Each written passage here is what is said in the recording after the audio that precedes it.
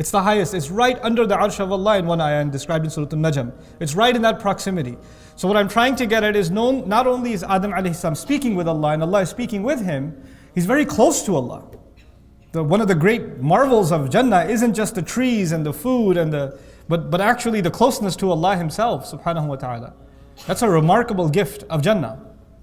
And yet Adam alayhi salam made a fatal mistake. The waswasa of shaitan was successful. His whisper was successful. And the mistake took place. And a lot of people misunderstand and think that as a result, Adam alayhi salam was punished. And the punishment was that he will be sent all the way down to this planet, Earth. That's how life here began for human beings. Adam alayhi salam was sent here as a punishment. When you study the surah and the Quran carefully, you discover that actually Adam alayhi salam was not sent here as a punishment. That's actually a common Christian view. That this life is a curse and man is paying for the original sin and all of that. We actually believe kullu mawludin yuladu ala al-fitrati. Every human being is born on a predisposed goodness. And as a matter of fact, even describing this earth within the context of the story of Adam, Allah Azza wa Jalla says about this life on this earth, He says, وَجَعَلْنَا لَكُمْ فِيهَا مَعَايِشْ قَلِيلًا مَا تَشْكُرُونَ. He put a lot of things here for you to make sure you can live really well. You're so little that you're grateful. Like Allah didn't describe this earth as a punishment, He described this earth as something marvelous and beautiful. As a matter of fact, the more you study Quran, the more you appreciate the creation around you. He'll describe the beauty with which He made a camel or the mountain or the sky or the tree or the food that you eat or even the wrappings of the food. وَالنَّخْلُ ذَاتُ الْأَكْمَامِ. In other words, Allah did not make this world ugly. He made this world beautiful. And He made this world a means of sustenance for us so that we could become grateful. In many places in the Quran, you'll learn that a lot of the gifts of this world, one of their purposes is to remind you, if this is so beautiful, I imagine what the original home was like. Like it's supposed to remind you of the original, meaning Jannah. It's a preview. Even though Jannah is beyond our imagination, but there are some things in common, isn't it? Allah will talk about trees in Jannah. How would you and I know what a tree is if Allah didn't give us trees in this earth? He'll talk about rivers, He'll talk about milk, He'll talk about honey, He'll talk about, the flesh of birds. He'll talk about these things. You would never appreciate those things if you didn't have some taste of it here. So it's because He made this Jannah, this world, He made it in a sense a preview of what is coming next. But regardless, let me get back to my point. The point is Adam alayhi salam used to be very close to Allah. And now, as a result of that slip up, Allah is sending him down to the earth. Again, you and I know it's not a punishment. But it feels like it. Because you just left Jannah and you've been brought down here. And Jannah is Jannatul Khuld. You don't get old, you don't get sick, you have nothing to fear, you have no sadness. When you come down here, لَقَدْ خَلَقْنَا الْإِنسَانَ فِي كَبَدٍ. Human beings are going to be, drowning in toil, in labor. They're going to be hungry, they're going to be sick, they're going to get weak, they're going to have to work. They can't just be fed without any problem. This world is just full of problems. That's what it comes with. As beautiful as it is, it's not easy. Every one of us has struggles in life. And so Allah Azza wa Jal put us on this earth. And one of the worst things about it that you can imagine Adam alayhi salam feels is that he used to be so close to Allah and now he's so far from Allah.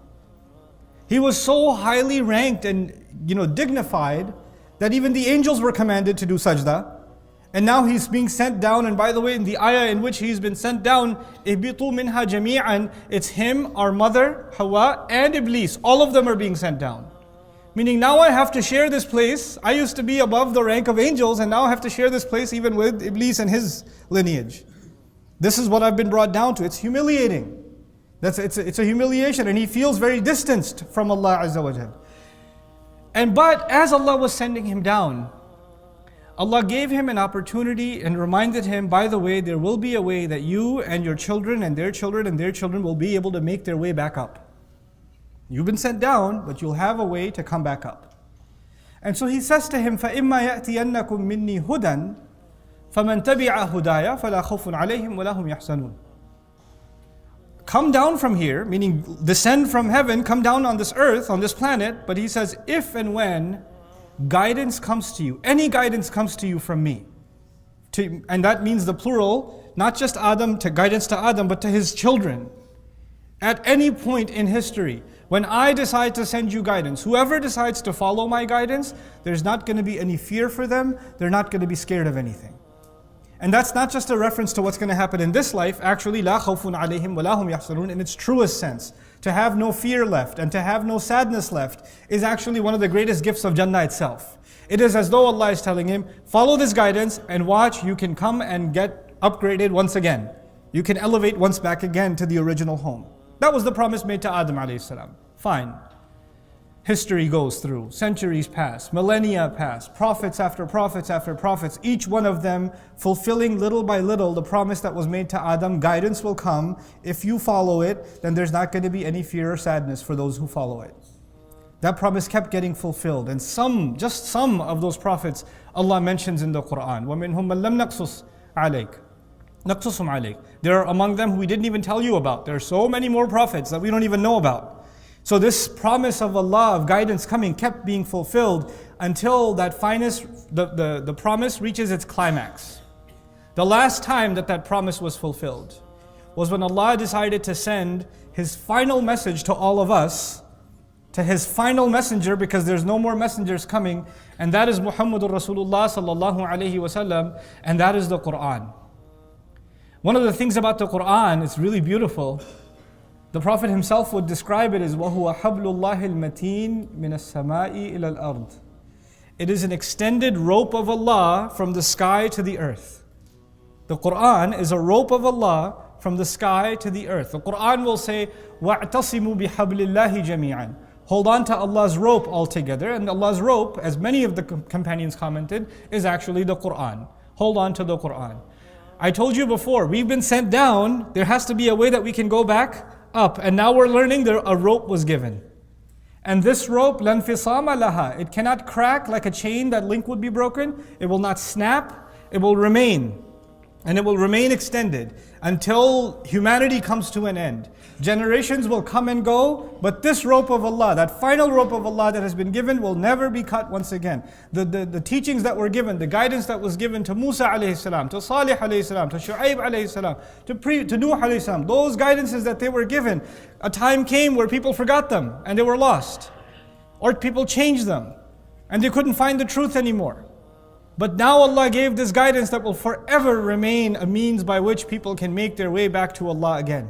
And that is the word of Allah, that is the Quran. And that Quran, meaning that final episode of the promise of Allah given to Adam alayhi salam in the beginning of Baqarah, that promise of Allah reaches its climax when Allah says, شَهْرُ رَمَضَانَ الَّذِي أُنزِلَ فِيهِ الْقُرْآنِ.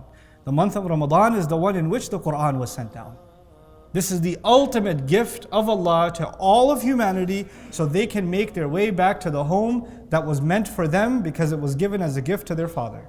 So we can make it back all the way to the closeness of Allah again. This is actually as just an introductory, just a notion. What is it that we're celebrating? We're celebrating the fulfillment of Allah's promise. The promise of hope. And understand, there are people sitting in this audience and people that might watch this recording that felt like at some point they were close to Allah. That some feel like, I used to be a good person. Or there was a time where I was much better than where I am. And you fell, you slipped. And you slipped really far. And you feel like you're so far away from Allah now. There's no hope for you. You've been listening to shaitan and you are now just lost. Gone. And it is, I can tell you, as far as you think you and I are from Allah, I don't think we can compare to someone who used to be in Jannah and was put down, demoted into the earth. That's a pretty low, that's a pretty serious demotion, you know? To someone who was so close to Allah that Allah would speak to him directly. And then Allah says to him, no more will I speak to you directly, now I will speak to you through revelation. He's that distance, and even he has hope. He has hope in what revelation will come and it will reconnect me to my Rabb. The Quran is not there to condemn you to hell. The Quran is not there to let you know that you have no hope. The Quran is Allah's promise that you and I, no matter what mistakes we've made, no matter how far we've fallen, no matter how lost we feel we are going to be like our father, we are not going to be like Iblis. Iblis, and ablasa as a verb even in the Arabic language, it means to lose hope. One of the meanings of Iblis is to lose hope. We will not become hopeless. We are going to maintain hope first and foremost in ourselves when you start telling yourself you're a lost cause. I'm just a bad person, what can I do? When you start saying that about yourself, then you have actually followed the sunnah of Iblis. He's accepted about himself that he's evil. But human beings have been given the opportunity. You will make mistakes. Kullu bani Adam khatta'un. All children of Adam are going to make mistakes repeatedly. Khatta'un actually is different from khati'un even. The Prophet ﷺ says they'll keep making mistakes. It's not even that you make a mistake once. You're like addicted to making mistakes. I'm addicted to making mistakes. And yet, those who keep on making mistakes, the best of them are the ones who keep coming back to Allah and keep coming back to Allah and keep coming back to Allah. This is the month that was given. This month is celebrating that opportunity to come back to Allah, because this is when Allah threw His rope down, His Qur'an down, His words down, that can keep us always and always connected to Him.